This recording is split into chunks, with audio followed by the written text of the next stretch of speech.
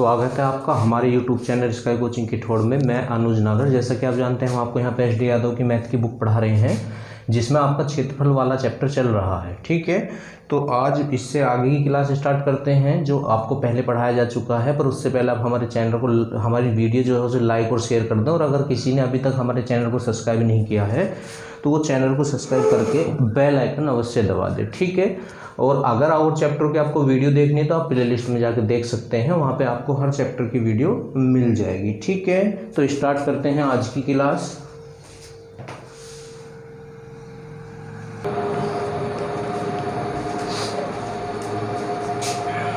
तो अभी तक जो आपके क्वेश्चन हुए हैं वो शायद 121 क्वेश्चन आपके हो चुके हैं। उससे आगे चलते हैं।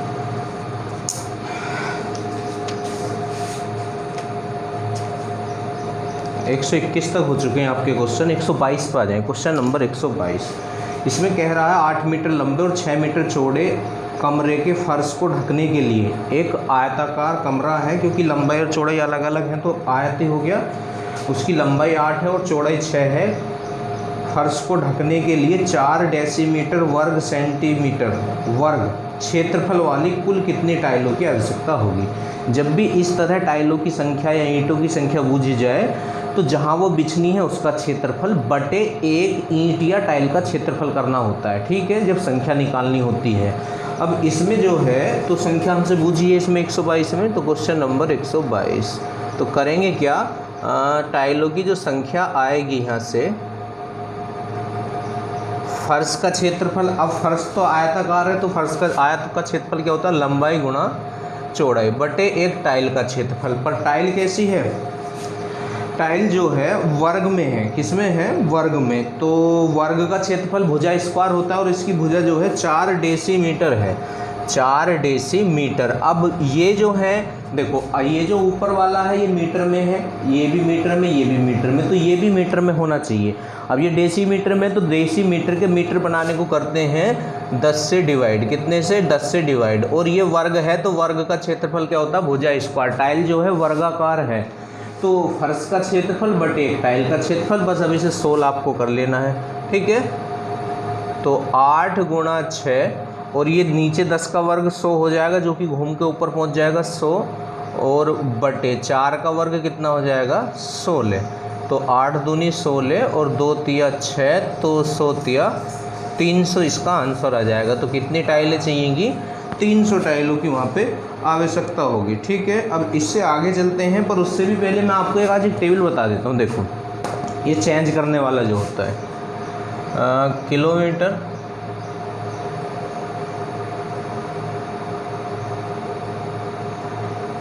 हेक्टोमीटर,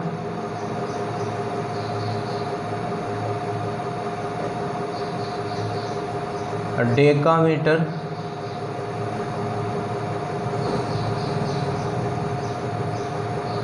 मीटर, मिलीमीटर,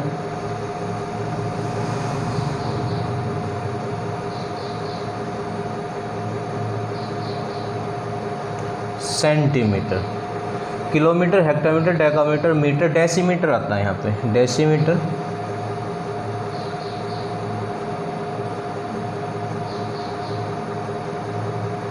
सेंटीमीटर,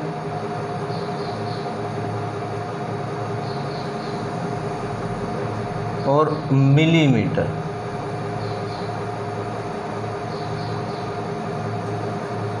ठीक, टोटल ये 7 होते हैं। 1 2 3 4 5 6 7। नीचे को तो गुणा करते हैं और ऊपर को मल्टीप्लाई करते हैं। ऊपर को क्या करते हैं, भाग करते हैं। मल्टीप्लाई और गुणा तो एक ही होता है, तो ऊपर को तो भाग करते हैं और नीचे को गुणा करते हैं। ठीक है, अब ये है कैसे वो मैं आपको समझाने जा रहा हूँ, ध्यान से देखना है आपको। ठीक है, करना क्या होता है इसमें, देखो जैसे आपको किलोमीटर में को मीटर में चेंज करना है। आप सबको पता है किलोमीटर के मीटर बनाने के लिए क्या करते हैं, 1000 से मल्टीप्लाई करते हैं। देखो यहाँ पे लिखा हुआ है 25 किलोमीटर, और तुम्हें इसे मीटर में चेंज करना है। तो देखो किलोमीटर को किस में चेंज करना है, मीटर में। तो तो अगर आपको नीचे को जाना हो तो गुणा करते हैं कितने की, एक के आगे उतनी जीरो लगा के जितना आप नीचे जा रहे हो, जिसे चेंज करते हैं उसे नहीं गिनते हैं। तो किलोमीटर को मीटर में चेंज करना है ना, तो 1 2 3, तो देखो एक के आगे 3 जीरो लगा के गुणा कर दो तो किलोमीटर के मीटर बन जाएंगे। ये लीजिए, आगे बात समझ, इस तरह करना होता है। और अगर किलोमीटर के आपको डेकामीटर बनाने होते तो 1 2, फिर एक के आगे 2 जीरो लगा के गुणा करनी होती तो ये डेकामीटर में चेंज हो जाते। और अगर आपको किलोमीटर के डेसीमीटर बनाने होते तो 1 2 3 4, तो एक के आगे 4 जीरो लगा के आपको मल्टीप्लाई इसकी करनी होती। ठीक है, अब ये जरूरी नहीं है कि किलोमीटर को ऐसे करना हो, किसी को भी अगर हेक्टोमीटर को सपोज करो मीटर में चेंज करना है तो हेक्टोमीटर से नीचे को आ रहे हैं ना, नीचे को गुणा करते हैं 1 2, तो एक के आगे 2 जीरो लगा के गुणा कर दो आप, तो हेक्टोमीटर के मीटर बन जाएंगे। डेकामीटर का अगर सेंटीमीटर बनाने हो तो 1 2 3, तो एक के आगे 3 जीरो लगा के, समझ रहे हैं ना, समझने का प्रयास करें तो इस तरह चेंज कर सकते हैं। और सपोज करो सेंटीमीटर के आपको डेकामीटर बनाने, तो सेंटीमीटर तो यहाँ है और ये हैं 25,000 है, 25,000 सेंटीमीटर के डेकामीटर बनाओ। तो डेकामीटर तो ऊपर है, तो जिसे चेंज करते हैं उसे नहीं गिनते, जिसमें चेंज करते हैं वहाँ तक गिनते हैं। तो 1 2 3, तो अगर ऊपर को जाना हो तो एक के आगे उतनी जीरो लगा के भाग कर देते हैं, तो एक के आगे 3 जीरो लगा के आप भाग कर दो तो ये चेंज हो जाएगा डेकामीटर में। समझ रहे हैं या नहीं समझ रहे, किसी को भी कर सकते हैं। अब यहाँ पे आ जाएं, जैसे ये डेकामीटर में था तो इसके हमें मीटर बनाने थे। देखो डेकामीटर ये रहा और मीटर ये रहा, तो एक स्थानीय तो नीचे आ रहे हैं, तो एक के आगे 1 जीरो लगा के, और इसका जो है सॉरी ये थोड़ा गलत लग रहा है मुझे, देखता हूँ ज़रा।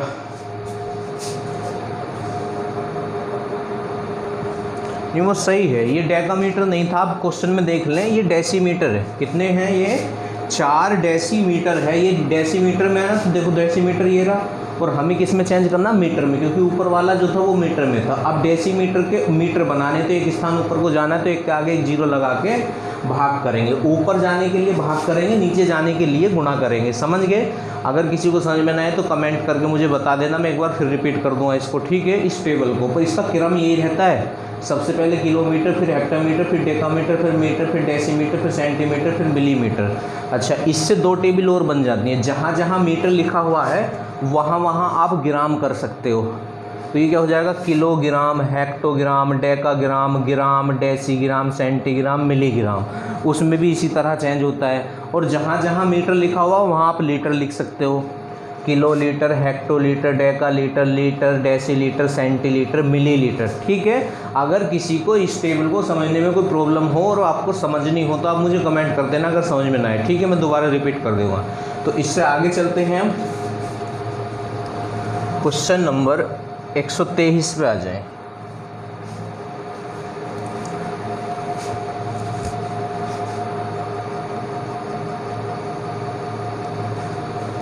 एक 123 में क्या है, यदि एक आयत और एक वर्ग के परिमाप बराबर हैं। देखो आयत और वर्ग के परिमाप बराबर हैं।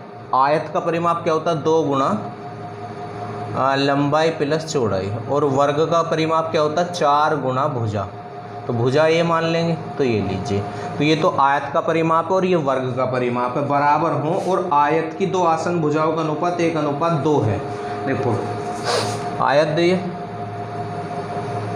इस तरह, तो 1:2 में है ये, तो ये तो 1x हो जाएगा और ये 2x हो जाएगा, है ना, समझ रहे हैं ना। यहाँ तो लंबाई तो इसकी 2x हो जाएगी और चौड़ाई 1x हो जाएगी। ठीक, और क्या दिया है इसने आगे आपको, तो आयत के क्षेत्रफल और वर्ग के क्षेत्रफल का अनुपात पूछ रहा है। तो यहाँ पे वैल्यू रख दो, तो l की जगह तो 2x आ जाएगा और b की जगह 1x। ठीक है, बराबर 4a। ठीक, 2 दूनी 4, तो ये कितना हो गया, 3x बराबर 2a। ठीक है ना, यहाँ से अनुपात निकाल दो, तो बाद वाला पहले और पहले वाला बाद में हो जाता है। अगर ऐसे बराबर में होते हैं तो ये कितना हो गया, 2:3। ठीक, अब a क्या था, वर्ग की भुजा थी, तो वर्ग की भुजा तो 3 हो चुकी है। और x जो था यहाँ रख दो आप, अगर आप यहाँ पे x रख दोगे तो 2 तिया 6, और यहाँ पे x रख दोगे तो 2 एकम 2, तो इसकी चौड़ाई तो 2 होगी है और लंबाई इसकी 6 हो चुकी है। नहीं गलत रख दिया, 2 रखना था ना, तो 2 दूनी 4। देखो 2 और x की वैल्यू कितनी है 2, तो ये कितना हो जाएगा 4 हो जाएगा, और यहाँ भी 2, तो 4 और 2 आ गई हैं इसकी लंबाई और चौड़ाई। ठीक है, अब इनके आपसे क्या पूछ रहा है, वो क्षेत्रफल का अनुपात पूछ रहा है आयत के क्षेत्रफल का वर्ग के क्षेत्रफल से। तो आयत का क्षेत्रफल क्या होता है, लंबाई गुणा चौड़ाई, तो आयत की लंबाई तो 4 है और चौड़ाई कितनी है 2 है, अनुपात वर्ग। अब वर्ग का क्षेत्रफल क्या होता है, भुजा स्क्वायर, तो भुजा ये रही इसकी 3। ठीक है, तो भुजा स्क्वायर, तो 8:9 आ जाएगा। मैं समझता हूँ समझ आ गया होगा आपको। इससे आगे बढ़ जाते हैं, क्वेश्चन नंबर 124 पर आ जाएँ। Question number 124। अब 124 में क्या है, 124 इसमें क्या कहा गया है, एक कागज एक आयताकार ABCD के आकार का, एक आयत है,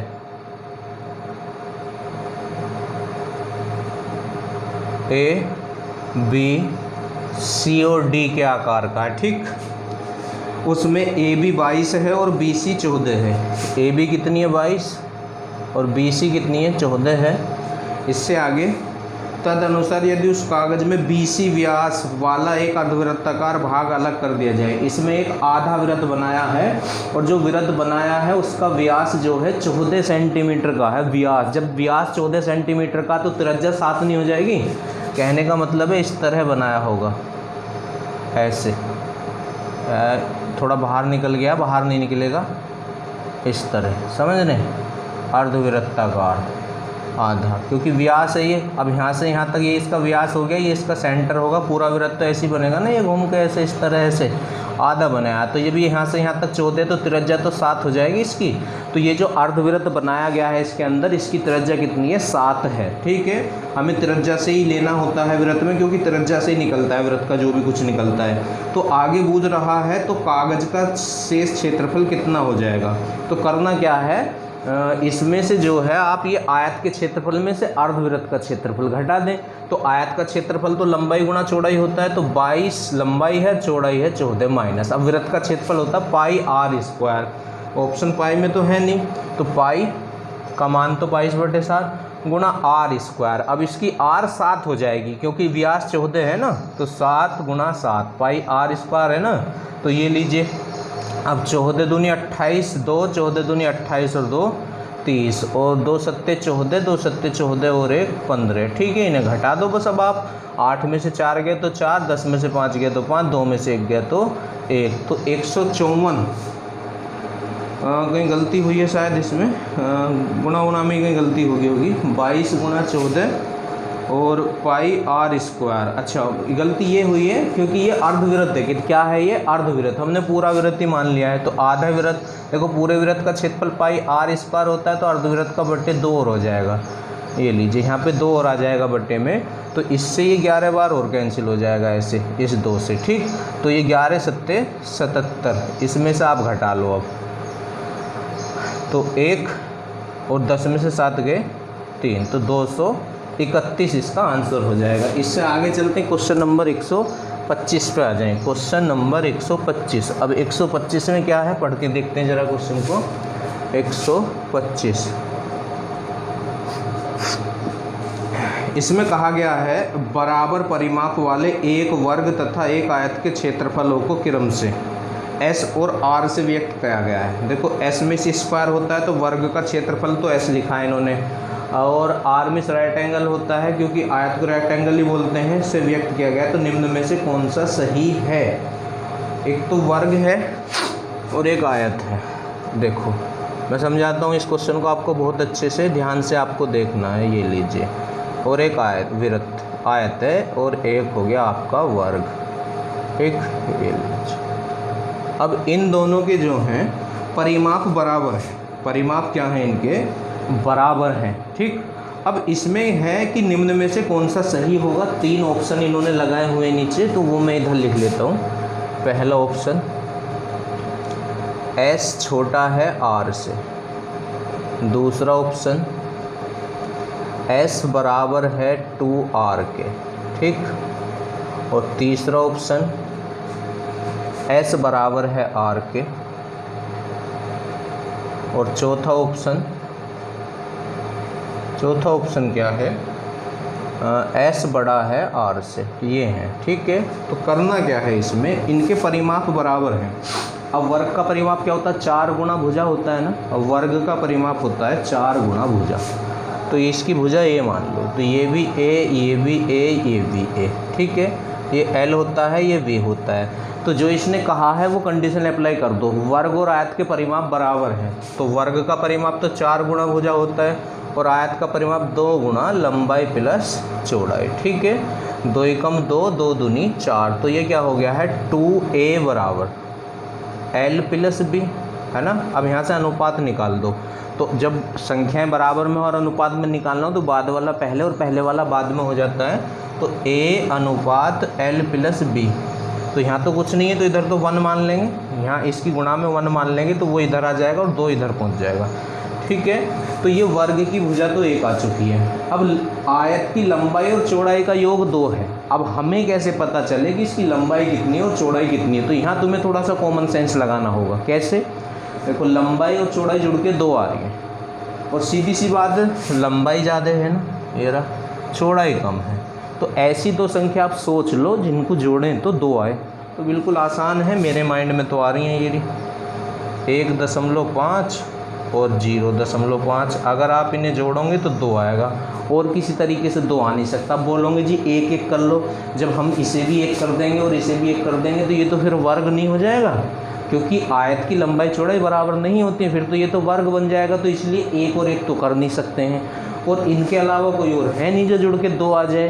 तो इसकी लंबाई तो होगी 1.5 और चौड़ाई होगी आधी, ठीक है। अब यहाँ आ जाओ। एस माने क्या है, पहला ऑप्शन एस मिस था वर्ग का क्षेत्रफल और आर मिस था आयत का क्षेत्रफल। तो ये पता कर लो कि वर्ग का क्षेत्रफल छोटा है या आयत का छोटा है। अगर वर्ग का छोटा है तो पहला ही आंसर हो जाएगा। तो वर्ग का क्षेत्रफल निकाल लेते हैं यहाँ पे अलग को। तो वर्ग का क्षेत्रफल है, वर्ग का क्षेत्रफल को ऐसे लिखते हैं। तो क्या होता है भुजा स्क्वायर, तो भुजा तो 1 है तो 1 का स्क्वायर तो 1 ही आएगा। ये लीजिए आयत का क्षेत्रफल और निकालो, आयत का क्षेत्रफल क्या होता है लंबाई गुणा चौड़ाई। तो लंबाई 1.5 और चौड़ाई कितनी है 0.5, 15 पंजे 75 तो 0.75, ठीक। तो ये तो है आपका S और ये है आपका R। अब देखो कौन बड़ा है, S बड़ा है ना, ये 1 है ये 0.75 है तो S बड़ा है, जबकि ये S छोटा होने को कह रहा है तो ये तो गलत। दूसरे में कह रहा है S 2R के बराबर है S। अगर इसमें आप 0.75 में 2 से मल्टीप्लाई करते हो आप इसमें, तो 2 पंजे 10 की 0, 2 सत्ते 14, 1 15, तो ये आएगा है ना 1.5 आ रहा है। तो ये इसके बराबर कहाँ आ रहा है S के, क्योंकि S तो 1 है। अगर इसमें 2 की मल्टीप्लाई करके 1 आ जाता, क्योंकि S 1 है ना, तो फिर ये आंसर सही हो जाता। तो ये भी सही नहीं है। ये कह रहा है S और R बराबर है, बराबर कहाँ है, S 1 है और R ये है, तो ये भी नहीं है, ठीक है। अब इसमें कह रहा है S बड़ा है R से, हाँ ये सही है। देखो S की वैल्यू 1 है और R की वैल्यू 0.75 है, तो S बड़ा है। तो इस तरह हम इस क्वेश्चन को कर सकते हैं। मैंने बहुत अच्छे से आपको समझा दिया है, अपने पास से ये लेके ध्यान रखना है आप लोगों को। इससे आगे चलें, क्वेश्चन नंबर 126 पे आ जाएं। क्वेश्चन नंबर 126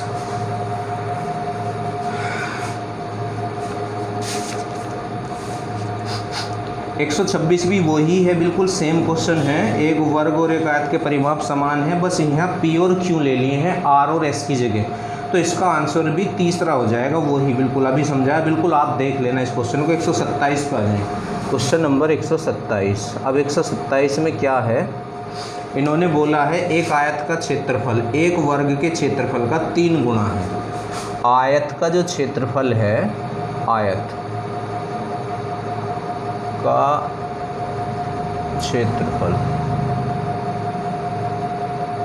वर्ग के क्षेत्रफल का 3 गुना है। वर्ग के क्षेत्रफल का ये तिगुना है। ये कह रहा है एक आयत का क्षेत्रफल वर्ग के क्षेत्रफल का 3 गुना है। अगर ये 1 है तो ये 3 है, ये कहना चाह रहा है। ये आयत का क्षेत्रफल वर्ग के क्षेत्रफल का 3 गुना है, पर हमें रखना बराबर, तो अपने पास से इधर 3 से गुणा कर दो तो अब बराबर हो जाएगा, ठीक है। अच्छा, इससे आगे क्या कहा है इसने, उस आयत की लंबाई 20 सेंटीमीटर है और उसकी चौड़ाई उस वर्ग की भुजा की 2/3 है। उस वर्ग की भुजा की 2/3 है। वर्ग की भुजा की 2/3 है। तो भिन्न से पहले काकी के जिसके लिए लगता है वो नीचे वाला होता है। तो वर्ग की भुजा की, तो वर्ग की भुजा तो 2 है और आयत की चौड़ाई 3 है। ठीक है, तो यहाँ जो है आयत की हमें लंबाई भी मिल गई है और चौड़ाई भी मिल गई है और वर्ग की भुजा भी मिल गई है। तो क्षेत्रफल के फॉर्मूले लगा दो इनके। तो आयत का क्षेत्रफल क्या होता है? लंबाई गुणा चौड़ाई, लंबाई गुणा चौड़ाई। और वर्ग का क्षेत्रफल क्या होता है? भुजा स्क्वायर। ठीक है, अब लंबाई कितनी है? 20 है और चौड़ाई कितनी है? ये रही चौड़ाई, ठीक 3 है और वर्ग की भुजा ये रही 2 का स्क्वायर और गुणा 3। तो 3 से तो 3 कैंसिल हो चुका है ना? कौन कैंसिल हो चुका है? 3। अब 2 का स्क्वायर कितना हो जाएगा? 4। तो 20 बराबर 4। ठीक है, अब ये जो भी बूझ रहा है वर्ग के लिए बूझ रहा है, तो वर्ग वाली वैल्यू को इधर लो। तो 4 बराबर 20, तो यहाँ 1 निकाल दो। तो 1 बराबर कितना हो जाएगा? 5। 1 बराबर कितना हो गया है? 5। अब आपसे पूछना क्या चाह रहा है? तो उस वर्ग की एक भुजा कितने सेंटीमीटर है? तो भुजा कितनी है वर्ग की? 2। तो 2 बराबर निकाल दो, क्योंकि 1 बराबर 5। अब 1 निकालने के बाद तो वो निकालते हैं जो आपसे पूछा जा रहा है। तो वर्ग की भुजा पूछ रहा है, तो वर्ग की भुजा कितनी थी? 2। तो 2 बराबर कितना हो जाएगा? 10 हो जाएगा। तो इस तरह हो जाएगा ये क्वेश्चन। ठीक है, इससे आगे आ जाएं, क्वेश्चन नंबर 128 पे आ जाएं। Question number 128। अब 128 में क्या है? 128 में इसने बोला है एक वृत्त और एक आयत के परिमाप एक समान है। देखो, वृत्त और आयत के परिमाप समान है। अब वृत्त का परिमाप क्या होता है? 2πr, परिधि जो होती है ना। और वर्ग का परिमाप 2 गुणा लंबाई प्लस चौड़ाई। समझ रहे हैं ना? यही तो बोला है इसने, एक वृत्त और एक आयत के परिमाप एक समान है। तदनुसार यदि आयत की भुजाएं 18 और 26 हों तो वृत्त का क्षेत्रफल कितना होगा? आयत की भुजाएं दे दी हैं इसने, आयत की क्या दे दी हैं? भुजाएं। और वृत्त का क्षेत्रफल आपसे पूछ रहा है। तो 2 पाई का मान क्या होता है? 22/7 होता है और गुणा r बराबर 2 गुणा, अब इसकी लंबाई और चौड़ाई इसने आपको दी है, उनका आप वैल्यू यहाँ पुट कर दें 18 और 26।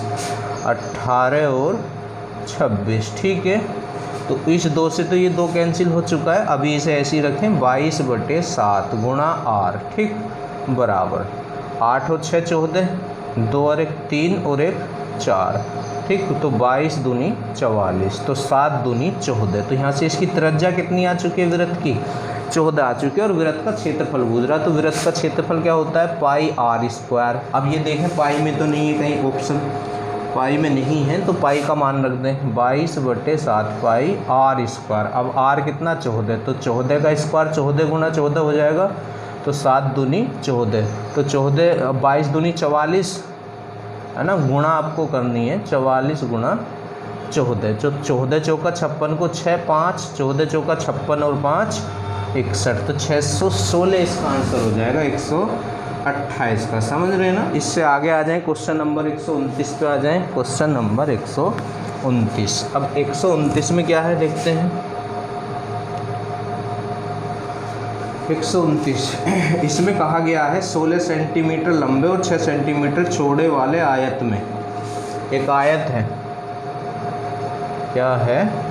आयत, ठीक है। इसकी लंबाई और चौड़ाई उसने आपको दी है 16 और 6 है, 16 और 6, ठीक। आगे पूछ रहा है आयत में यथासंभव बड़ा वृत्त बनाया गया तो उसका क्षेत्रफल क्या है। ये कह रहा है इसमें बड़े से बड़ा आप वृत्त बनाओ और उसका क्षेत्रफल बनाओ। जो वृत्त इसके अंदर बनेगा उसका क्षेत्रफल बताना है। तो ध्यान से आप सुने, जब भी आयत के अंदर हमें वृत्त बनाना हो, आयत के अंदर क्या बनाना हो? वृत्त, तो उसकी जो छोटी वाली लेंथ होती है उसके अकॉर्डिंग वृत्त बनाना होता है, क्योंकि उसी के अकॉर्डिंग बनाएंगे। अगर उसके अकॉर्डिंग नहीं बनाएंगे तो इससे बाहर निकल जाएगा वृत्त। अगर 16 के अकॉर्डिंग वृत्त बनाएंगे तो बाहर निकल जाएगा। छोटी वाली के अकॉर्डिंग बनाना होता है तो 6 के अकॉर्डिंग बनाएंगे, मतलब उसका व्यास जो है, मतलब यही तो बड़े से बड़ा आप वृत्त बना सकते हो आयत के अंदर। समझ रहे हैं? यानी यही तो बना सकते हैं। अब यहाँ से यहाँ तक कितना? 6, तो ये भी यहाँ से यहाँ तक 6 हो जाएगा। अब ये इसका मिड पॉइंट है, तो इसकी त्रिज्या कितनी हो जाएगी? 3। कितनी हो जाएगी? 3 इसकी त्रिज्या हो जाएगी, ठीक है, जो अंदर वृत्त बनाया गया है। अब आपसे इसका क्षेत्रफल पूछ रहा है, तो वृत्त का क्षेत्रफल क्या होता है, पाई आर स्क्वायर। पाई का मान तो पाई में ही दे रखा है, तो क्षेत्रफल क्या होता है, पाई आर स्क्वायर। अब आर तो 3 है ना, तो 3 का स्क्वायर, तो 3 का स्क्वायर तो 9 होता है, तो 9 पाई इसका आंसर आ जाएगा, ठीक है। क्वेश्चन नंबर 129 का। अब आप 130 पे आ जाएं। Question number 130। 130 में क्या है, 130 पे आए। 130 में क्या कहा गया है, 112 सेंटीमीटर व्यास का एक वृत्ताकार तार है। कोई तार है जिसका व्यास कितना है, 112। देखो वृत्ताकार, मैं आपको समझाता हूँ। ये तार है, अब व्यास क्या होता है, ये तो त्रिज्या हुई, ये है व्यास, और ये कितना है, 112। समझ रहे हैं, वृत्ताकार व्यास 112 है। तार आयत के आकार में मोड़ा गया। अब देखो ये जो तार है, ये वृत्त में जो था इसे सीधा कर लिया, जैसे ये सर्कल में था तो इसे सीधा कर लिया ऐसे करके, ठीक है, जितना भी ये होगा ऐसे करके। अब जो सीधा करेंगे वो इसे ही तो सीधा करेंगे, ये जो राउंड राउंड है ऐसे सर्कल है जो इसी तो सीधा करेंगे। अब ये जो सर्कल होता है इसे क्या बोलते हैं, परिधि बोलते हैं। तो आपको पहले इसकी परिधि निकालनी होगी, जो परिधि निकल के आएगी वो ये वाली लेंथ होगी, ये वाली, और इसी को तो आप सीधा करके जैसे इतना कर लिया, फिर इसे आप यहाँ ऐसे यूं यूं तार को ऐसे करके आप क्या बना सकते हो, आयत बना सकते हैं ना। तो इसकी ध्यान से सुने, जो इसकी वो होगी परिधि वृत्त की, वो तार की लंबाई होगी, वो तार की क्या हो जाएगी, लंबाई हो जाएगी, और फिर उसका इसने आयत बनाया है। तो परिधि क्या होती है, 2 पाई आर, है ना, परिधि लिख लें यहाँ, परिधि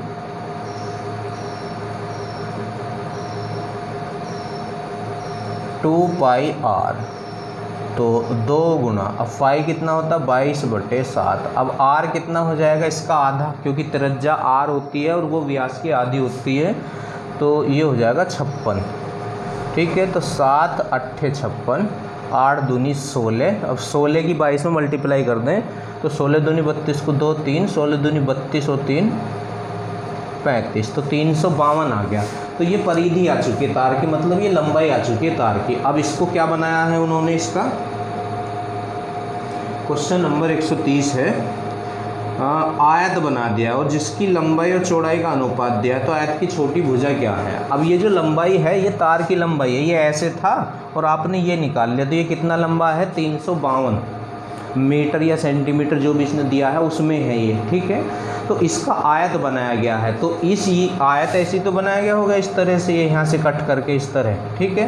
तो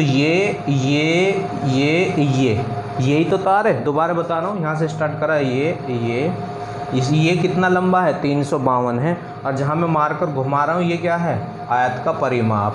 तो इसको बराबर आयत का परिमाप रखना होगा तुम्हें। तो आयत का परिमाप क्या होता है, 2 गुना लंबाई प्लस चौड़ाई। अब लंबाई और चौड़ाई को उन्होंने अनुपात दिया 9:7, तो उसकी लंबाई तो हो जाएगी 9x और चौड़ाई हो जाएगी 7x, ठीक है।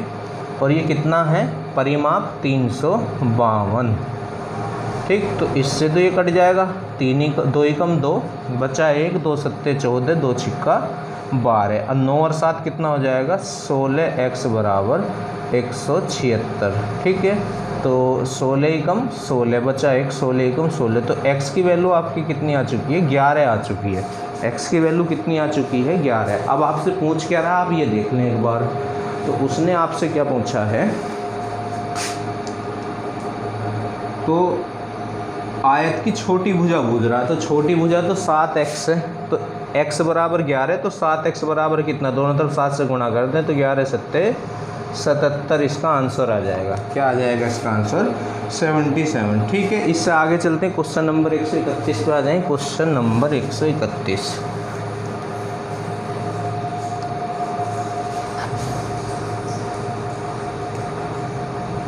अब 131 में क्या है, 42 सेंटीमीटर त्रिज्या वाले एक वृत्ताकार तार कोई वृत्ताकार तार है जिसकी त्रिज्या 42 सेंटीमीटर है को एक आयत के रूप में मोड़ा जाता है जिसकी लंबाई चौड़ाई इतने के अनुपात में छोटी भुजा इसके जैसे। ये बिल्कुल क्वेश्चन। पहले तो आप निकालें वृत्त की परिधि। जो परिधि होगी वो आयत की परिधि के बराबर हो जाएगी। तो वृत्त की परिधि क्या होती है 2πr। तो परिधि निकालनी होगी पहले आपको। वृत्त की परिधि बराबर क्या होता है 2π की वैल्यू रख लें और r इसने आपको दिया है। r मीन्स त्रिज्या वो कितनी है 42 है। ठीक है, तो 7 6 42, 6 दूनी कितना हो जाएगा ये 12 गुणा 22, तो 12 दूनी 24, 2 12 दूनी 24 और 2 26। ठीक है, तो ये वृत्त की परिधि आ चुकी है। अब तार जो तार की लंबाई होगी वही वृत्त की परिधि होगी। अब इससे आयत बनाया है तो ये किसके बराबर हो जाएगा वृत्त के परिमाप के। अब वृत्त का परिमाप क्या होता है 2 गुना लंबाई प्लस चौड़ाई। अब लंबाई और चौड़ाई को उसने अनुपात दिया है कितना 6 और 5, तो 6x और 5x, तो 2 गुना लंबाई प्लस चौड़ाई होता है ना आयत का परिमाप। और ये किसके बराबर होगा इस लेंथ के बराबर होगा। तो 2 एकम 2, 2 तिया 6, 2 दूनी 4, तो 6 और 5 11, x बराबर 132। तो 11 से इसे काटे तो 11 एकम 11 बचा 2, 11 दूनी 22। तो x की वैल्यू तो 12 आ चुकी है। अब आपसे क्या पूछा जा रहा है छोटी भुजा, शायद वो पूछ रहा है आपसे। तो आयत की छोटी भुजा कितनी है 5x। तो 5x की वैल्यू निकाल दें। x बराबर 12 तो 5x बराबर कितना 12 पंजे 60 इसका आंसर हो जाएगा। इसका आंसर कितना हो जाएगा 60। ठीक है, इससे आगे चलते हैं क्वेश्चन नंबर 132 पे आ जाएं। Question number 132। ठीक, 132 भी अच्छा क्वेश्चन है, ध्यान से देखें आप सभी। 132 में क्या है एक चतुर्भुज की ऊर्ध्वाधर भुजाएं 8 सेंटीमीटर और 6 सेंटीमीटर हैं। तो ये इसकी लंबाई और चौड़ाई होगी तो ये आयत ही हो चुका है। ठीक, एक वृत्त में है मतलब वृत्त के अंदर है। देखो ये बना दिया वृत्त, अब इसके अंदर है ये।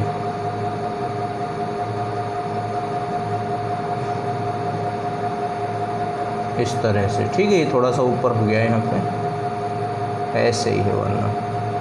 ठीक, इस तरह। तो कितनी कितनी है ये 8 और 6 है। इसे 8 मान लेते हैं और इसे 6।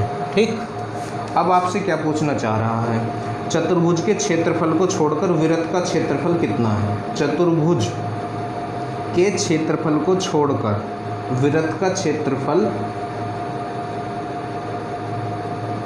वर्ग सेंटीमीटर में कितना है। तो इसमें करना क्या होगा, ये वो ये छायांकित भाग बूझ रहा है तो ये वाला भाग निकालना, ये ऐसे, ये तो ये कैसे निकलेगा। पहले आप निकाल लें वृत्त का क्षेत्रफल, क्योंकि यहाँ वृत्त बड़ा है और उसमें से इस आयत का क्षेत्रफल घटा दें। अब वृत्त का क्षेत्रफल क्या होता है पाई r स्क्वायर, मतलब r आपके पास होना चाहिए। तो देखो r कैसे निकलेगा, ये क्या है इस आयत का विकर्ण और ये इसका मध्य बिंदु होता है। किसका, आयत का भी है ये और वृत्त का भी है।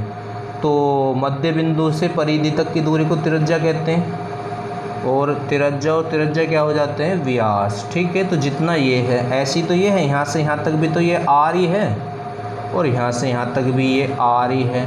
तो ये दोनों जुड़ के जो हैं, अगर ये जो आप आयत का अगर विकर्ण निकाल दें तो वो वृत्त का व्यास होगा। जो आयत का विकर्ण है वो वृत्त का व्यास होगा। चित्र आपको समझने पड़ेंगे, समझ रहे हैं। तो वृत्त के हमारे पास ये जो आयत है इसकी लंबाई चौड़ाई है तो इसका विकर्ण निकाल दें। तो विकर्ण क्या होता है √L स्क्वायर और प्लस b स्क्वायर। आयत का विकर्ण ये होता है। ठीक है, तो L कितना है, L तो 8 है तो 8 का स्क्वायर 64 और b कितना है 6, तो 6 का स्क्वायर 36। तो ये जुड़ के 100 हो जाएगा। कितना हो जाएगा 100। अब 100 किसका रूट होता है 10 का। तो ये आयत का जो विकर्ण है 10 आ गया है। अब जो आयत का विकर्ण है वो वृत्त का व्यास है। तो वृत्त का व्यास कितना आ चुका है 10, तो वृत्त की त्रिज्या होगी 5। तो वृत्त का क्षेत्रफल निकालें। तो जो बूझना चाह रहा है ये कैसे निकलेगा, वृत्त का क्षेत्रफल पाई r स्क्वायर, तो r 5 हो जाएगा माइनस आयत का क्षेत्रफल। अब आयत का क्षेत्रफल लंबाई गुणा चौड़ाई, तो 8 गुणा 6। ठीक है, तो ये 22/7 गुणा 25 -8 6 48, ठीक है। 8 6 कितना हो जाएगा, ये 48 हो जाएगा। बस इसे आपको सोल्व करना है। अब 25 दूनी 50 अंदर ही है ना, ये देख लेना है। हाँ, विरत ही यहाँ पे बड़ा है। तो 25 दूनी 50 की 0, 25 दूनी 50 और 5 55/7 और माइनस के 48। तो 7 एलसीएम ले लें, कैलकुलेशन ही बची है वैसे तो अब। तो 550 माइनस 7 8 56 को 6 हासिल 5 7 चौक 28 और 5 कितना हो जाएगा 33/7। इसमें से इसे घटा दें बस अब आप। तो 10 में से 6 गए तो 4 आएगा, 4 और यहाँ कितना बचा 4, 4 में से 3 गया तो 1 और 5 में से 3 गया तो 2। अब इसे 7 से आप डिवाइड कर दें। तो 7 दूनी 14, 7 तिया तो 21 हो जाएगा। 7 तिया कितना हो जाएगा इसमें आपका 21। तो ये आगे आगे तो कट नहीं रहा, तो 0 और ये 40, 7 पंजे 35 है ना। इस फिर 5 बचेगा, 7 7 49, तो ये लगभग में आ जाएगा 30.6, क्योंकि अभी 7 7 49 होगा तो इसे लगभग में हम कर देंगे 30.6। तो इस तरह होना है ये क्वेश्चन। और ध्यान से देखिए क्वेश्चन नंबर 133 भी बिल्कुल यही क्वेश्चन है, कॉपी है बिल्कुल। 133 भी यही है और 132 भी यही है, ठीक है। तो 133 मैंने कर दी, 32 कर दिया, 133 भी यही होना और यही इसका आंसर भी आना है। अब आप आ जाएं क्वेश्चन नंबर 134 पे। क्वेश्चन नंबर 134,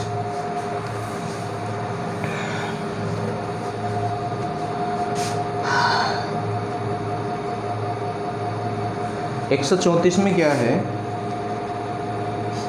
दिए गए चित्र में 2 सेंटीमीटर त्रिज्या का एक वृत्त 7 सेंटीमीटर गुणा 11 सेंटीमीटर का आयत में स्थित है। देखो इस तरह एक चित्र दिया गया है, एक आयत है 7 और 11 का, ये 7 है और ये 11 है, और इसके अंदर जो वृत्त है उसकी त्रिज्या कितनी है 2। कितनी है इसकी त्रिज्या 2 है, इस तरह, ठीक है। ये जो है इसकी त्रिज्या कितनी है 2। तो ये भाग बूझ रहा है ऐसे छायांकित, ऐसे इसने कर रखा है सारा। तो वो कैसे निकलेगा, आयत के क्षेत्रफल में से वृत्त का क्षेत्रफल घटा दो, तो जो ये बिंदी बिंदी यही बचेगा, समझ रहे ना। तो आयत का क्षेत्रफल क्या होता है, लंबाई गुणा चौड़ाई, तो 11 गुणा 7, और वृत्त का क्षेत्रफल πr²। तो आंसर तो पाई में दिया नहीं है उसने, तो पाई का मान रख दें 22/7, तो πr²। अब r कितना 2, तो 2 का स्क्वायर कर लेंगे यहाँ पे, ठीक है। और 2 का स्क्वायर कितना हो जाएगा 4 हो जाएगा, ठीक। तो 11 7 77 माइनस 22 चौक 88/7, ठीक।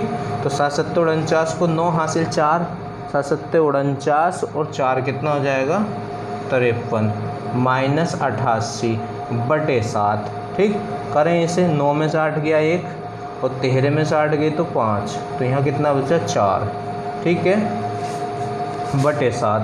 तो 7 6 42, 7 6 कितना हो जाएगा 42। तो यहाँ कितने बचे हैं अब आपके 3, तो हो गया 31, तो 7 चौक 28।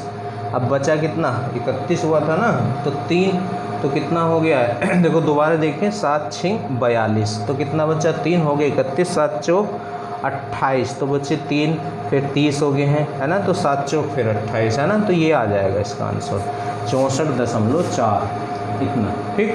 इससे आगे आ जाए क्वेश्चन नंबर 135। समझ लेना 135 बहुत बार एग्जामों में आया हुआ है क्वेश्चन। ये बोल रहा है 135 क्या है, एक वर्ग के आंतरिक वृत्त और बाह्य वृत्त के क्षेत्रफलों का अनुपात पूछ रहा है। देखो कोई वर्ग है, ये वर्ग है। अब इसके कौन कौन से आंतरिक वृत्त और बाह्य वृत्त के क्षेत्रफल होगा, तो एक वृत्त तो इसके अंदर है और एक इसके बाहर है। तो अंदर जो वृत्त बनेगा वो इस तरह बनेगा, ठीक है, और बाहर जो वृत्त बनेगा वो इस तरह बनेगा, इसके शीर्षों से होके जाएगा। कहाँ से होके जाएगा, शीर्षों से होके जाएगा। और अंदर का वृत्त जो होता है इसकी भुजाओं को टच करता है, वर्ग की भुजाओं को, समझ रहे हैं। अब इसमें होता क्या है, अब ये आपसे बाह्य वृत्त और आंतरिक वृत्तों के क्षेत्रफल का अनुपात पूछ रहा है, और वृत्त के क्षेत्रफल के लिए केवल एक चीज़ पता होना चाहिए, वो होती है त्रिज्या।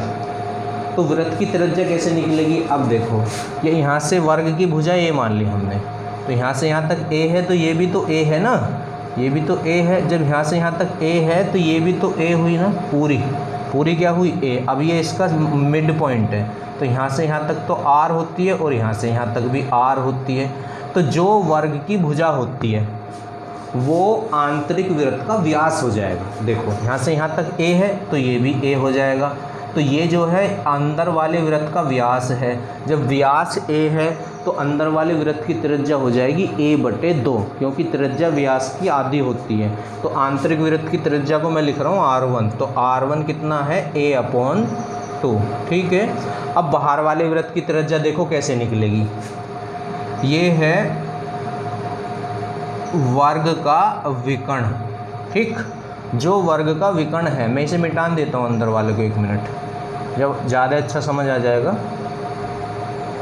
ये लीजिए,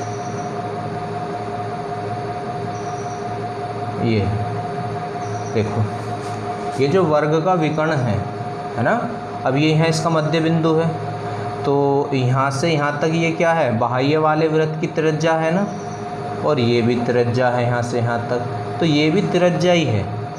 बाहर वाले वृत्त की त्रिज्या है और ये भी बाहर वाले वृत्त की त्रिज्या है, तो अगर इन्हें जोड़ दें तो ये व्यास हो जाएगा।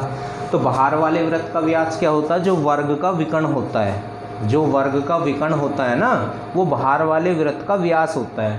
अब वर्ग का विकर्ण क्या होता है? √2 गुणा भुजा। अब इसकी भुजा तो 1 है, a है, तो इसका विकर्ण क्या हो जाएगा? √2a। तो विकर्ण √2a है, तो त्रिज्या क्या हो जाएगी? क्योंकि जो इसकी त्रिज्या है वो बाहर वाले वृत्त का व्यास हो जाएगा, तो त्रिज्या कितनी है? √2a/2 हो जाएगा।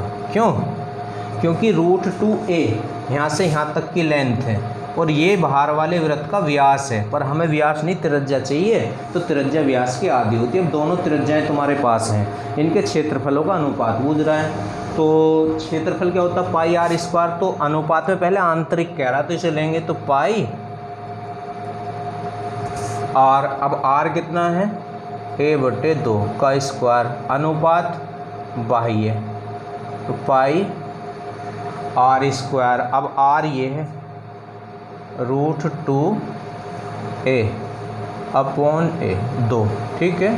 तो पाई से तो पाई कैंसिल हो जाएगा, तो a²/4 अनुपात 2। √2 का स्क्वायर तो 2 होगा, और a का स्क्वायर a का a² और 2 का 4, तो इससे तो ये कैंसिल और इससे ये कैंसिल, तो 1:2। और कई बार रिपीट होगा, या आगे भी क्वेश्चन ध्यान से देख लेना, तो वहाँ मैं नहीं करूँगा इसे, वहाँ डायरेक्ट मैं आंसर टिक कराऊंगा। 1:2 आता है किसी भी वर्ग के आंतरिक और बाह्य वृत्त का, और अगर बाह्य का और आंतरिक का पूछेगा तो 2:1 कर देंगे, ठीक है। अब इससे आगे चलते हैं, ये क्वेश्चन नंबर 135 हो गया है। 136 पे आ जाएँ, क्वेश्चन नंबर 136। 136 में क्या है? धातु की एक तार को वर्ग के रूप में मोड़ा गया और वह 484 वर्ग सेंटीमीटर क्षेत्रफल घेरता है। तो वर्ग का क्षेत्रफल दे दिया इन्होंने, तो वर्ग का क्षेत्रफल कितना दे दिया? 484। तो वर्ग की भुजा निकाल दो, तो वर्ग की भुजा क्या होती है? क्षेत्रफल का रूट, तो ये किसका रूट है? 22 का। तो इस वर्ग की भुजा कितनी होगी? ये 22, ठीक है। यदि उसी तार को वृत्त के रूप में मोड़ा जाए तो उसका क्षेत्रफल क्या होगा? अब देखो, अगर तार है ये और इस तरह ये वर्ग बना दिया है इसका, है ना, तो ये भी 22, ये भी 22, ये भी 22 और ये भी 22, तो ये तार है ऐसे, ठीक है। तो ये तार की लंबाई क्या हो जाएगी? जो वर्ग का परिमाप होगा, जो वर्ग का परिमाप होगा वो तार की लंबाई होगी। तो तार की लेंथ कितनी है? 4 गुणा भुजा, तो 4 गुणा 22, मतलब ये 88 जो है तार की लंबाई है। अब इस तार को किस रूप में मोड़ रहे हैं? वो वृत्त के रूप में मोड़ रहे हैं। ये ऐसे ऐसे था, इसे सीधा करके ऐसे घुमा दिया, तो ये जो है ये कितना है? 88। ये कितना है? 88 है ये। और जी इसे क्या कहते हैं? परिधि। तो वृत्त की परिधि जो है 88 के बराबर रख दो आप, तो 88, तो 2πr है ना, बराबर 88। अब पाई का मान रख दो, तो 2 गुणा 22/7 गुणा r और बराबर कितना 88। ठीक है, तो 22 दूनी 44, तो 44 से 2 बार कटेगा और 7 दूनी 14, तो r बराबर कितना हो जाएगा 14 हो जाएगा। r बराबर कितना हो जाएगा 14 हो जाएगा। तो उसका क्षेत्रफल पूछ रहा वृत्त का। अब वृत्त का क्षेत्रफल क्या होता है पाई r स्क्वायर, तो ऑप्शन तो पाई में नहीं है तो पाई का मान रखें, तो 22/7 गुणा r स्क्वायर, तो r तो 14 है ना, तो 14 गुणा 14 हो जाएगा, तो 7 दूनी 14, तो 22 दूनी 44 गुणा 14 हो गया, तो 14 चौका 56 को 6 हासिल 5, 14 चौका 56 और 5 कितना हो जाएगा 61। शायद ये क्वेश्चन हो चुका है इस तरह का पहले, तो इसका आंसर आ जाएगा 616। अब आप आ जाएँ क्वेश्चन नंबर 137 पे आ जाएँ। क्वेश्चन नंबर 137 क्वेश्चन पढ़ें जल्दी से फिर करते हैं।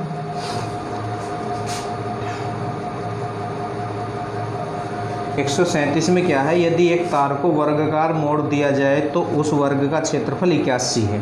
ठीक है, वर्ग का क्षेत्रफल दे दिया है इसने कितना 81, तो भुजा कितनी हो जाएगी 9, क्योंकि जो क्षेत्रफल होता है उसका रूट अगर निकाल लें तो वर्ग की भुजा आती, केवल वर्ग के लिए होता है ऐसा। तदनुसार यदि तार को अर्धवृत्ताकार मोड़ दिया जाए तो उस अर्धवृत्ताकार तार का क्षेत्रफल कितना होगा। अब देखो ये कोई वर्ग है, इसका क्षेत्रफल कितना है 81 और भुजा कितनी 9, तो ये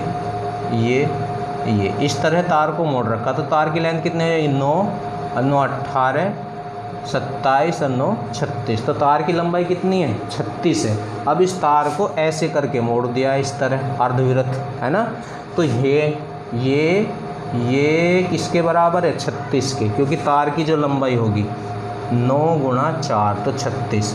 अब ये 36 मीटर की लंबाई है या सेंटीमीटर जो भी है, ये 36 सेंटीमीटर ये इतना है, ऐसे फिर वृत्त बना दिया अर्धवृत्त।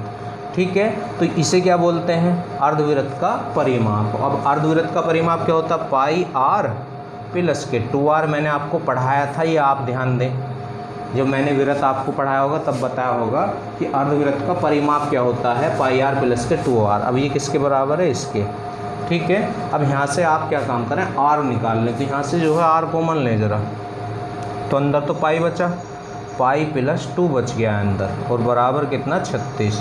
पाई की वैल्यू रख दें, तो पाई की वैल्यू कितनी होती है 22/7, तो 7 दूनी 14 और 22 जोड़ लेंगे आप, जब 14 को और 22 को आप जोड़ोगे तो 4 और 2 6 14 36 हो जाएगा बटे 7 और बराबर 36, तो 36 से 36 हुआ कैंसिल, तो r कितना हो चुका है 7 हो गया है, तो r आ चुका है। अब तो वृत्त का आप कुछ भी निकाल सकते हैं अगर त्रिज्या आपके पास है, तो ये कह रहा उस अर्धवृत्त क्षेत्रफल कितना होगा, अर्धवृत्त का क्षेत्रफल, तो क्षेत्रफल क्या होता है वृत्त का पाई r स्क्वायर, पर ये अर्धवृत्त का पूछ रहा है तो बटे 2 कर देंगे, तो पाई का मान तो 22/7 होता है, गुणा r कितनी है 7, तो 7 गुणा 7 बटे 2, तो 7 से तो 7 जाएगा और इससे ये 11, तो 11 सत्ते 77, इस तरह हो जाएगा ये क्वेश्चन। ठीक है, इससे आगे चलते हैं क्वेश्चन नंबर 138। अब 138 मैंने करा दिया आपको, एक वर्ग के अंतवृत्त और परिवृत्त का अनुपात क्या होगा, जो अभी क्वेश्चन नंबर 135 है वही क्वेश्चन नंबर 138 है, 1:2 इसका आंसर आ जाएगा। 139 पे आ जाएंगे, क्वेश्चन नंबर 139।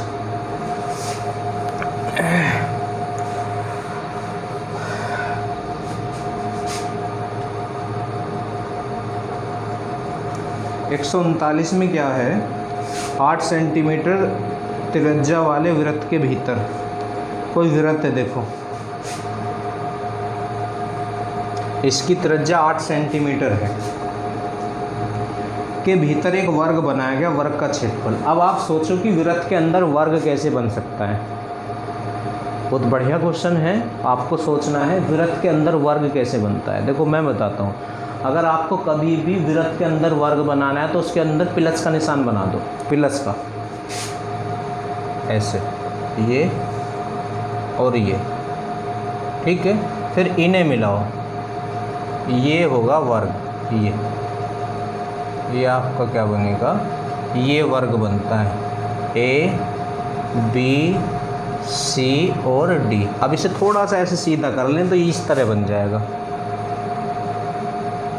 ऐसे, ये A है, ये B है, ये सी है और ये डी। अभी ये थोड़ा सा ऐसे बना हुआ है, ऐसे कर लो आप। तो ये तो तुम्हें याद रखना, अगर वृत्त के अंदर वर्ग बनाना हो तो प्लस का निशान बना के फिर सिरों को मिला देते हैं तो वर्ग बन जाता है। अब देखो ये वर्ग के दो विकर्ण हैं, ये वाला ए सी, तो ये रहा ए सी है ना, और ये दूसरा विकर्ण है बी डी, तो ये रहा बी डी। ये वृत्त के क्या हैं, विकर्ण हैं। अब इस वृत्त की त्रिज्या उसने आपको दी है, तो त्रिज्या यहाँ से यहाँ तक की तो होगी, ये त्रिज्या है, समझ रहे हैं, ये त्रिज्या है, ये त्रिज्या है, ये त्रिज्या है, ये त्रिज्या, ये सब त्रिज्याएँ हैं, है ना। तो कितनी त्रिज्या दी है उसकी उसने आपको, 8 सेंटीमीटर। तो इस जो वृत्त है, ये भी तो वृत्त का ही तो सेंटर है ये भी, तो वृत्त की त्रिज्या कितनी है, ये 8 है, ठीक है, और ये भी कितनी है फिर 8 है। तो ये टोटल वृत्त का व्यास कितना हो जाएगा, 16। अब जो वृत्त का व्यास है वो वर्ग का विकर्ण है, वो वर्ग का क्या है, विकर्ण है। अब वर्ग का विकर्ण क्या होता है, √2 गुणा भुजा, तो वर्ग का विकर्ण होता है √2 गुणा भुजा, और ये कितना है, 16 है, क्योंकि यही तो विकर्ण है ये रहा। तो ये इसके अपोन में चला जाएगा, तो 16/√2। अब अपोन में रूट नहीं होना चाहिए तो ऊपर नीचे मल्टीप्लाई कर दो, ठीक। तो जब √2 की √2 में मल्टीप्लाई करेंगे तो 2 से 16 8 बार कट जाएगा, तो 8√2 आ जाएगा यहाँ पे, 8√2 वर्ग की भुजा आ गई है 8√2, ठीक है। अब वर्ग का क्षेत्रफल भूल रहा, तो क्षेत्रफल क्या होता है, भुजा स्क्वायर, तो इसका स्क्वायर कर दो बस। तो 8√2 का क्या कर दें आप, स्क्वायर कर दें, तो 8 का स्क्वायर तो 64 और √2 का स्क्वायर दो तो 64 दूनी 128 इसका आंसर। बहुत बढ़िया क्वेश्चन है ये, ठीक है। इससे आगे चलते हैं, क्वेश्चन नंबर 140 पे आ जाएं। क्वेश्चन नंबर 140,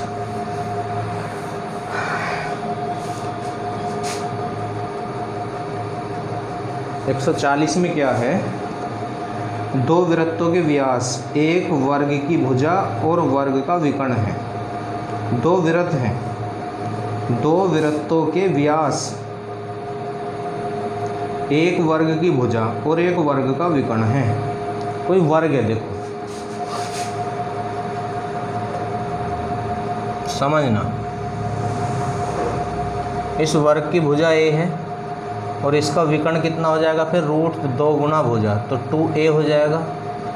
इस वर्ग की भुजा कितनी है, a, और वर्ग का विकर्ण कितना, √2a, ठीक है। अब दो वृत्त हैं, उनमें से एक वृत्त का व्यास तो a है और एक वृत्त का व्यास √2a है, यही बोल रहा है वो, मैं क्वेश्चन पढ़ता हूँ। दो वृत्तों के व्यास, दो वृत्तों के व्यास एक वर्ग की भुजा और एक वर्ग का विकर्ण है। वे जो दो वृत्त हैं ना, उनमें से एक का व्यास तो वर्ग की भुजा है और एक का व्यास वर्ग का विकर्ण है, ये बोल रहा है। तो दोनों की त्रिज्या वहाँ से निकाल लें आप, ठीक है। तो पहले वाले वर्ग का व्यास क्या होगा, अब व्यास होता है त्रिज्या का डबल, तो 2r1 लिख दिया मैंने, है ना। व्यास क्या होता है, त्रिज्या का दुगुना, तो 1 का मतलब पहले। अब पहले वृत्त की त्रिज्या निकाल लेते हैं। तो पहले वृत्त की त्रिज्या कितनी है, जो वर्ग की क्या है, भुजा, वर्ग की भुजा है, एक वर्ग की भुजा और एक विकर्ण, तो वर्ग की भुजा तो a है, तो r1 बराबर कितना हो जाएगा, a/2। तो ये तो पहले वृत्त की त्रिज्या आ गई। अब दूसरे वृत्त का व्यास जो है वो वर्ग के विकर्ण के बराबर है, तो इसे लिख लेते हैं 2r2, क्योंकि 2r क्या होता है, व्यास होता है ना, और दूसरे वृत्त का जो व्यास है वो वर्ग का विकर्ण है, तो वर्ग का विकर्ण है √2a, है ना। तो यहाँ से r2 निकालें, तो √2a/2। अब दोनों वृत्तों की त्रिज्या तुम्हारे पास है ये, ठीक। अब जो भी बूझेगा हम निकाल देंगे, क्योंकि बस त्रिज्या ही हमारे पास होनी चाहिए वृत्त के लिए। तो छोटे वृत्त और बड़े वृत्त के क्षेत्रफल बूझ रहा है, तो एक बात बताएं, भुजा छोटी होती है या विकर्ण, तो भुजा छोटी होती है, तो ये वाला वृत्त छोटा होगा, ये वाला वृत्त बड़ा होगा, ठीक है। तो अनुपात में किसका नाम पहले ले रहा है, छोटे वृत्त। तो वृत्त का क्षेत्रफल क्या होता है, πr², तो पाई और r ये रहा a/2 का स्क्वायर, अनुपात बड़े वृत्त का क्षेत्रफल πr², तो r ये हो जाएगा ना ये, ठीक है। तो पाई से तो पाई कैंसिल, अब a²/4 अनुपात 2a/4 स्क्वायर ही होगा यहाँ भी, तो a से a, तो क्या आया 1/2, ठीक है। तो यही इसका आंसर बन जाएगा 40 का। अब 141वां क्वेश्चन फिर रिपीट हो रहा, जो 135वां क्वेश्चन था। जो 135वां क्वेश्चन मैंने आज आपको कराया है, और 138वां और 141वां, ये तीनों क्वेश्चन सेम है। इसका आंसर 1:2 ही आएगा। इससे आगे बढ़ जाएं, क्वेश्चन नंबर 142 पे आ जाएँ। 142 पे, क्वेश्चन नंबर 142। आज 45 तक कर लेते हैं इन्हें। 142 पे आ जाएँ। 142 में क्या है, एक वर्ग के विकर्ण की लंबाई दी है। देखो वर्ग एक, और इसका विकर्ण दिया है ये कितना, 8। उस वर्ग को परिवृत करते हुए एक वृत्त खींचा गया। उस वृत्त तथा उस वर्ग के बीच का क्षेत्रफल होगा। एक इसका परिवृत माने होता है चारों तरफ। परिवृत मीन्स क्या होता है, चारों तरफ। ठीक है, एक वृत्त खींचा गया है। तो क्या बोलना चाह रहा है, उस वर्ग को परिवृत करते हुए एक वृत्त खींचा गया है, तदनुसार उस वृत्त तथा उस वर्ग के बीच का क्षेत्र बूझ रहा है। तो वर्ग के बीच का क्षेत्र ये हो जाएगा जो ये बूझना चाह रहा है, ये सारा, ये सब और ये सब। तो ये कैसे निकलेगा, बड़ा कौन है, वर्ग या वृत्त? तो वृत्त बड़ा है ना, तो वृत्त के क्षेत्रफल में से वर्ग का क्षेत्रफल घटा दो तो आंसर आ जाएगा वृत्त के क्षेत्रफल में से वर्ग का। अब वृत्त का क्षेत्रफल कैसे निकलता है, त्रिज्या आपके पास होनी चाहिए। तो त्रिज्या क्या होगी, देखो अगर ये सेंटर है किसका, वृत्त का, तो यहाँ से यहाँ तक इसकी त्रिज्या होती है ये r है, ये भी तो r ही है ना, ये भी r ही है। तो r और r क्या हो गया, 2r। तो जो वृत्त का व्यास कितना है, जो वर्ग का विकर्ण है, जो वर्ग का क्या है, विकर्ण है, वो वृत्त का व्यास है। अब वृत्त का व्यास क्या होता है, 2r। क्या होता है, 2r बराबर कितना, 8। तो r बराबर कितना हो जाएगा, 4। तो वृत्त की त्रिज्या तो 4 है। अब वर्ग का क्षेत्रफल क्या होता है, भुजा स्क्वायर। तो वर्ग की भुजा भी होनी चाहिए। या एक फॉर्मूला और लिखवाया था मैंने कि अगर आपको वर्ग का विकर्ण दे रखा हो और तब वर्ग का क्षेत्रफल भुजे, तो 1/2 विकर्ण का स्क्वायर, है ना। तो पहले तो आप वृत्त का क्षेत्रफल में से अब आप वर्ग का क्षेत्रफल घटा दें, तो वृत्त का क्षेत्रफल तो होता पाई r²। तो r तो 4 है, माइनस वर्ग का क्षेत्रफल। वर्ग का क्षेत्रफल होता है 1/2 विकर्ण का स्क्वायर, अगर विकर्ण आपके पास है। ठीक है, तो ये लीजिए। ठीक, अब ये देख लें कि पाई में तो वैल्यू नहीं दी है इसने, पाई में नहीं दी है तो पाई का मान रखें। तो 22/7 गुणा 16 माइनस 1/2 गुणा 64। तो इससे कितनी बार कटेगा, 32 बार। ठीक, गुणा कर लें इसकी इसमें, तो 16 दूनी 32 को 2 3, 16 दूनी 32 और 3 कितना हो जाएगा, 35/7 माइनस 32। अब 7 तो एलसीएम आ गया है। ठीक है, तो 352 माइनस 7 दूनी 14, 1 7 21 और 1 22। ठीक है, अब 12 में से 4 गए तो 8, यहाँ कितने बचे, 4, 4 में से 2 गया तो 2, और यहाँ 3 में से 2 गया तो 1/7। 7 ही कम 7, कितने बचे आगे, 5 हो गए 58, 7 8 56। तो ये इसका आंसर बन जाएगा। ठीक है, इससे आगे बढ़ जाए, क्वेश्चन नंबर 143 पे आ जाए। 143 पे आ जाएं। 143 में क्या है, 143 क्वेश्चन नंबर 143। इसमें कहा गया है एक वर्ग जिसके विकर्ण की लंबाई 12√2 है। 12√2 वर्ग है कि ये समझ रहे हैं, इसका विकर्ण कितना है, 12√2।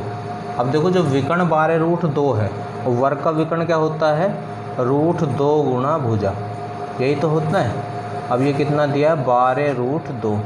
तो √2 से √2 कैंसिल हो जाएगा, तो भुजा कितनी है, 12। तो ये जो हमारा वर्ग है इसकी भुजाएं हमें मिल गई 12, 12 और 12। ठीक है, इससे आगे क्या कहा गया है देखते हैं। इससे आगे बोला गया है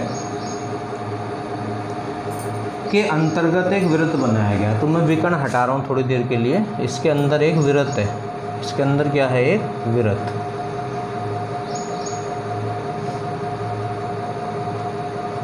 ऐसे, ठीक है, वृत्त बनाया गया है। उस वृत्त के अंतर्गत एक समबाहु त्रिभुज बनाया गया है, उस त्रिभुज की भुजा बूझ रहा है। अब इसके अंदर भी एक त्रिभुज बनाया है इन्होंने, और वो त्रिभुज भी कैसा, समबाहु, जिसकी तीनों भुजाएं समान हो, ये त्रिभुज बनाया है। ठीक है, तो इसकी भुजा आपसे पूछना चाह रहा है, इसकी क्या पूछना चाह रहा है आपसे, ये भुजा इसकी आपसे पूछना चाह रहा है। अब समबाहु त्रिभुज की भुजा कैसे निकलेगी, समबाहु त्रिभुज के परिवृत्त की त्रिज्या का मैंने तुम्हें एक फॉर्मूला लिखवाया था, समबाहु त्रिभुज के परिवृत्त की। जब मैंने आपको समबाहु त्रिभुज पढ़ाया था ना, वहाँ की जाके प्रॉपर्टी चेक कर लें जल्दी से आप, मैंने कहा था इनको नोट कर लेना। तो समबाहु त्रिभुज के परिवृत्त की त्रिज्या मैंने लिखवाई थी कि परिवृत्त की त्रिज्या क्या होता है, r बराबर भुजा बटे √3, भुजा बटे √3, ये मैंने लिखवाया था। ठीक है, अब r क्या है, त्रिज्या है, तो इसकी त्रिज्या कितनी होगी, देखो ये वृत्त का क्या है, व्यास, और ये कितना 12 है, तो ये भी 12 है, तो यहाँ से यहाँ तक 6, तो ये वृत्त की त्रिज्या है। तो वृत्त की त्रिज्या कितनी है, 6, और भुजा बटे √3, तो भुजा निकालनी है, इसकी इधर मल्टीप्लाई कर दो तो भुजा बराबर आ जाएगा 6√3, है ना। तो ये मैं आपको लिखा चुका हूँ, जो समबाहु त्रिभुज पढ़ाया था उसको देखें आप। क्वेश्चन नंबर 144 पे आ जाएँ, 144।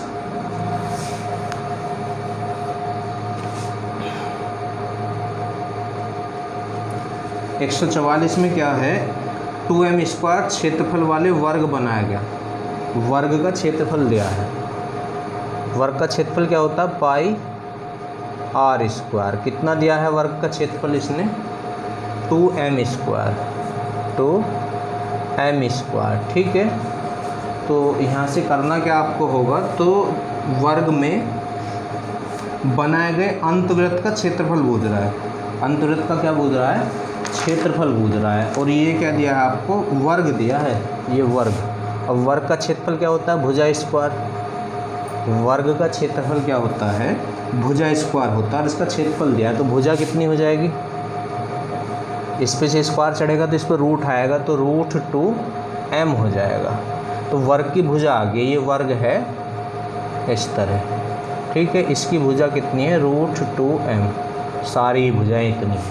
ठीक, तो ये बोल रहा है कि इसके अंदर एक वृत्त बनाया गया, उसका क्षेत्रफल पूछ रहा है। तो वृत्त का क्षेत्रफल क्या होता है, πr², मतलब त्रिज्या हमें निकालनी होगी। तो इस तरह ये एक वृत्त है ना।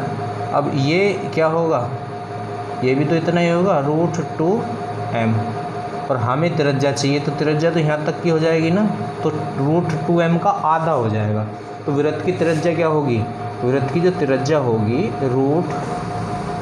√2m/2 हो जाएगा, है ना। अब क्षेत्रफल पूछ रहा है, तो क्षेत्रफल पाई में तो नहीं, पाई में दिया है, तो क्षेत्रफल होता है πr², πr²। अब r कितना, √2m/2 का स्क्वायर। ठीक है, तो पाई, अब √2 का स्क्वायर तो 2 होगा, m²/2, तो 2 से तो 2 कैंसिल हो गया, 2 बटे में 4 आएगा, क्योंकि 2 का स्क्वायर 4 हो जाएगा ना, तो 2, तो ये कितना हो जाएगा, π/2 × m²। ठीक है, इस तरह आ जाएगा इसका आंसर। इससे आगे एक क्वेश्चन और कर लेते हैं, 145, क्वेश्चन नंबर 145 तो और देख लें।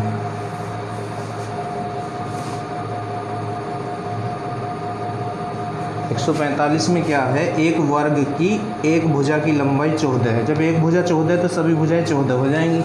ये वर्ग है, इसकी भुजा कितनी है, ये 14 है, तो सारी 14 हो जाएंगी। तो वर्ग के अंतवृत्त और परिवृत्त की त्रिज्याओं का अनुपात पूछ रहा है, वर्ग के अंतवृत्त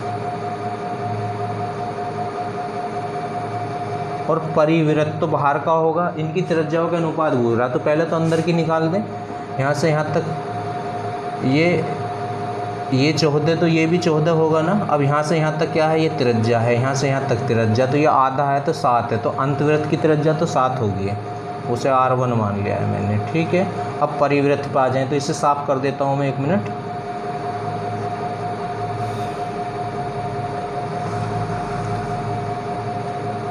परिवृत्त ऐसे बनेगा, समझ रहे हैं, इस तरह। तो ये इसका सेंटर है, तो यहाँ से यहाँ तक किसकी त्रिज्या होगी, है ना। तो और ये भी इसकी त्रिज्या है और ये भी इसकी त्रिज्या। कहने का मतलब जो वर्ग का विकर्ण होगा वो परिवृत्त का व्यास होगा। जो वर्ग का विकर्ण होगा वो परिवृत्त का क्या होगा, व्यास। अब वर्ग का विकर्ण क्या होता है, √2 गुणा भुजा। अब √2 गुणा भुजा कितनी है, 14। ठीक है, तो इसकी त्रिज्या कितनी हो जाएगी परिवृत्त की, जो विकर्ण है उसका आधा कर दो। ठीक है, तो 2 सत्ते 14 हो जाएगा। तो 7√2 ये परिवृत्त की त्रिज्या आ गई है। अब ये त्रिज्याओं में अनुपात कूद रहा है, वर्ग के अंतवृत्त और परिवृत्त। तो अंतवृत्त तो ये है की त्रिज्या और परिवृत्त की ये रही। ठीक है, तो 7 से तो 7 कैंसिल हो जाएगा, तो 1:2 आ गया। ठीक, तो 145 तक क्वेश्चन मैंने आज आपको कराएं। इससे आगे क्वेश्चन आपको नेक्स्ट वीडियो में कराऊंगा। वीडियो को लाइक और शेयर करना ना भूलें। ठीक है।